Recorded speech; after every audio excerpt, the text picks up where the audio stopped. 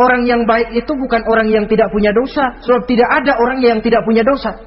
Orang yang baik adalah orang yang apabila dia melakukan dosa, dia segera sadar, dijadikannya itu sebagai pelajaran untuk tidak diulanginya lagi pada masa yang akan datang.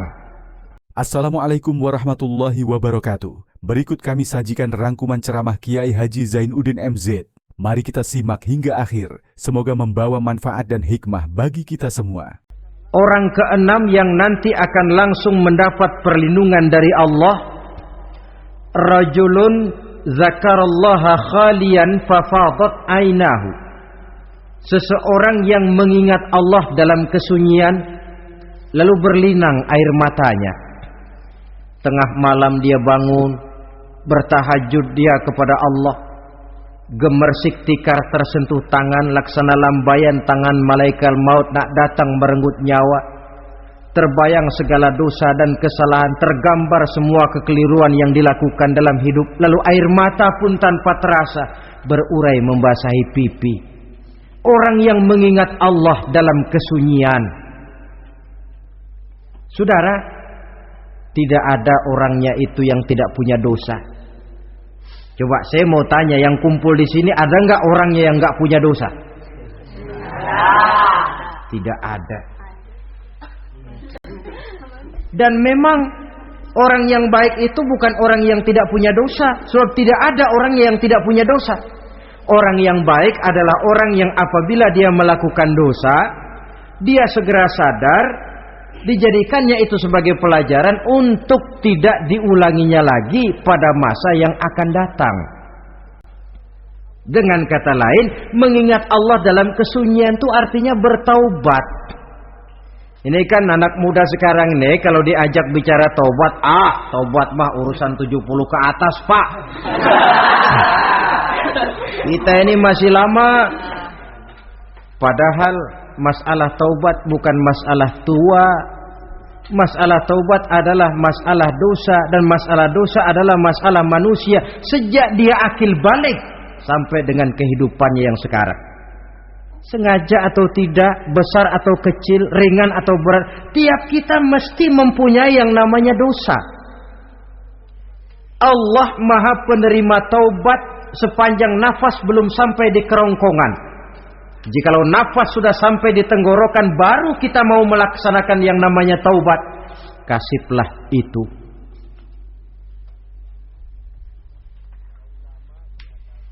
Para ulama mengatakan, la saghair ma'al istimrar wala kabair ma'al istighfar. Tidak ada dosa kecil kalau ditumpuk terus, dan tidak ada dosa besar kalau diikuti dengan istighfar, permohonan ampun kepada Allah. Jadi jangan menganggap ini dosa kecil, ini dosa kecil, ditumpuk-tumpuk lah jadi gede juga. Tidak ada dosa yang kecil kalau dikerjakan terus-menerus, dan tidak ada dosa yang besar kalau diiringi dengan istighfar. Dalam kehidupan ini, apabila dosa sudah bertumpuk, maksiat merajalela, munkarat menjadi jadi, Allah tidak akan segan-segan menurunkan azab.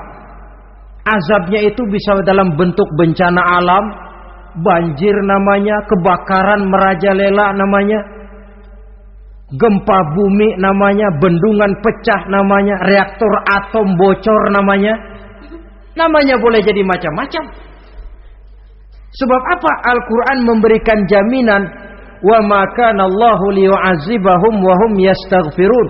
Allah tidak akan menurunkan azab selama di tengah masyarakat manusia masih banyak orang yang istighfar kepada Allah. Jadi hakikatnya kita ini berhutang jasa kepada orang yang rajin sujud, rajin mohon ampun kepada Allah. Lantaran mereka barangkali azab tidak diturunkan oleh Allah, kalau melihat banyaknya sudah munkarat dan maksiat. Mengingat Allah dalam kesunyian, tengah malam, waktu yang mustajabah, terutama sepertiga malam yang akhir, situasinya lain. Gak percaya boleh coba lah, nyoba kan gak bayar. Coba kalian bangun tengah malam, tahajud, kalian akan menemukan satu suasana yang lain daripada misalnya kalau kalian sembahyang zuhur tengah hari panas terik di tengah banyak orang. Hati bergetar. Segala kekeliruan yang pernah kita kerjakan lalu terbayang, dan air mata tanpa terasa, tanpa diundang bahkan berurai membasahi pipi. Ya Allah, alangkah nikmatnya suasana macam itu, menciptakan perasaan dekat dengan Allah, terwujud kedamaian batin. Dan ini yang banyak dicari orang sekarang, yang kadang-kadang karena terlalu ingin mencari kedamaian lalu keliru jalan, yang bertapa di gua-gua katanya nyepi dari kehidupan manusia, memencilkan diri dengan cara-cara yang mereka atur sendiri. Tidak macam itu. Quran punya resep. Ala inna bi dzikrillahi tatmainnul qulub. Ketahuilah, dengan banyak mengingat Allah, hati menjadi tenang, jiwa menjadi lapang, pikiran menjadi damai. Ini resep Islam untuk mencapai ketenangan jiwa. Mengingat Allah dalam kesunyian. Saudara hadirin yang saya hormati, ini aspek daripada ibadah. Jadi dengan kata lain, masalah mengingat Allah dalam kesunyian, mengingat dosa, bukan urusan orang tua, tapi masalah manusia. Siapapun adanya, sejak dia akil balik, mesti entah kecil besar, entah sedikit entah banyak, ada kesalahan yang dilakukannya. Karena itu, kalau kita masih diberikan kesempatan untuk hidup, artinya Allah masih memberikan kesempatan kepada kita untuk memperbaiki diri. Nanti kalau sudah sangkakala ditiup, alam hancur seperti yang saya jelaskan di awal tadi, sudah tidak sempat lagi, yang tinggal menyesal. Ada yang meratap lalu berkata, ya laitani kuntu turaba. Dalam Quran, aduh, andai kata kita bisa balik jadi tanah aja dah dulunya, jangan jadi orang. Kalau dulu kita tetap jadi tanah mah nggak tanggung jawab apa-apa. Dijadiin orang sekarang mesti tanggung jawab. Bagaimana ini? Bingung. Ada yang berkata, ma aghna anni maliyah halka anni sultaniyah. Ternyata harta yang saya bangga-banggakan tidak bawa manfaat hari ini. Ternyata jabatan yang pernah saya duduki malah merusak saya hari ini. Tinggal lagi penyesalan karena kelalaian memanfaatkan waktu hidup dalam kehidupan di dunia ini. Karena itu, pandai-pandailah membagi orientasi.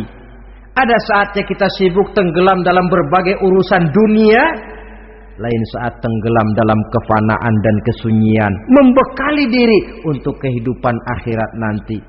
Sebentar meninggalkan dunia, rekes kepada Allah, mi'raj, naik menghadap Allah, supaya terwujud keseimbangan untuk mencapai fid dunya hasanah wa fil akhirati, kebahagiaan dan kebaikan di dunia maupun di akhirat nanti. Inilah golongan yang keenam, orang yang langsung mendapat perlindungan Allah, yang mengingat Allah dalam kesunyian. Semoga rangkuman ceramah ini dapat memberi manfaat bagi kita semua dan bisa kita ambil hikmahnya. Jika dirasa bermanfaat, mohon berkenan memberikan like, subscribe, serta membagikan video ini agar kebaikan ini dapat dirasakan oleh lebih banyak orang.